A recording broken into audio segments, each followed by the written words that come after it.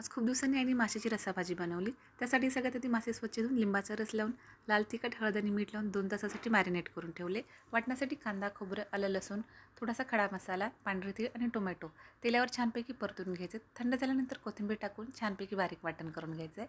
आता तेलामध्ये छानपैकी वाटण परतून घ्यायचं आहे. त्यात हळद, काळे तिखट, लाल तिखट आणि गरम मसाला टाकून छानपैकी वाटण परतून घ्यायचे.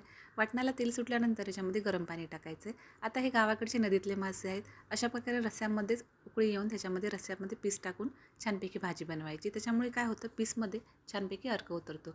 झाकण ठेवून उकळी येऊन दिलेली आहे. आता उकळी आल्यानंतर याच्यामध्ये आपल्याला पीस टाकून घ्यायचे. हा नदीतला मरळ मासा आहे. वाम, चिलापी अशा प्रकारचे मासेसुद्धा अशाच पद्धतीने करतात.